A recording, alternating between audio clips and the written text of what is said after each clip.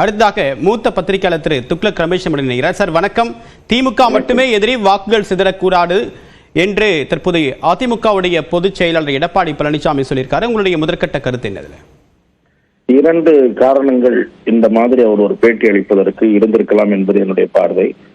முதல் காரணம், நடிகர் விஜய் அவர்களுடைய தலைமையிலான தமிழக வெற்றி கழகத்தோடு ஒரு கூட்டணி ஏற்படுத்துவதற்கான முயற்சிகளில் அதிமுக ஈடுபட்டு வந்தது.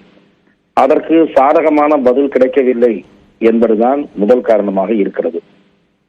திரு விஜய் கட்சியினுடைய மாநாட்டிலும் சரி, முதல் மாநாட்டிலும் சரி, அதற்கு பிறகு நடந்த சமீபத்திய முதலாம் ஆண்டு விழாவிலும் சரி, திரு விஜய் தான் முதலமைச்சர், விஜய் தலைமையில் தான் கூட்டணி என்பது அந்த கட்சியினுடைய முன்னணி தலைவர்களுடைய பேச்சின் மூலம் வெளிப்பட்டிருக்கிறது.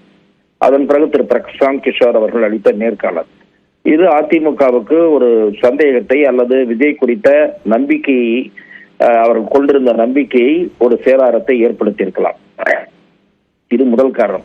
இரண்டாவது, அண்ணா திராவிட முன்னேற்ற கழகத்தில் இருக்கக்கூடிய முன்னணி தலைவர்களில் ஒரு பகுதியினர் விஜய்க்காக நம்பி காத்து கொண்டிருக்காமல் இப்போதே ஒரு கூட்டணி உருவாக்கி வலிமைப்படுத்துவதுதான் சரியான பயணமாக இருக்கும் என்று கூறி அத்தகைய கருத்துடையவர்கள் அதிமுக ஒன்றுபட வேண்டும்.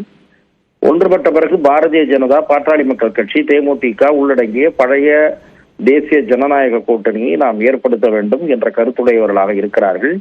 அதை திரு எடப்பாடி பழனிசாமியிடம் தொடர்ந்து கூறி வந்திருக்கிறார்கள். ஆகவே அதுவும் அவருடைய சிந்தனை போக்கில் ஒரு மாற்றம் ஏற்படுவதற்கு மிக முக்கியமான காரணமாக இருந்திருக்கும் என்று நான் பார்க்கிறேன். திரு ஜெயராம் அவர்கள் கொள்கையை பற்றி சொன்னார். இந்த கொள்கையை திராவிட கொள்கையை கைவிடுகிறார் எடப்பாடி என்றெல்லாம் சொல்றார். யாரும் கொண்ட கொள்கையை அப்படியே பின்பற்றுவதெல்லாம் கிடையாது.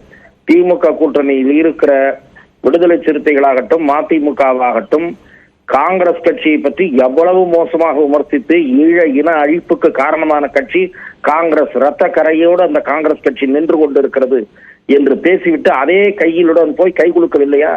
ஆகவே அவர்கள் கொள்கையை அப்படியே நழுவாமல் பின்பற்றி வருகிறார்களா? தேர்தல் அரசியலில் இம்மாதிரி மாறி முடிவுகள் எடுத்திருப்பது மிக சகஜமாக பார்க்கக்கூடிய ஒரு விஷயம்.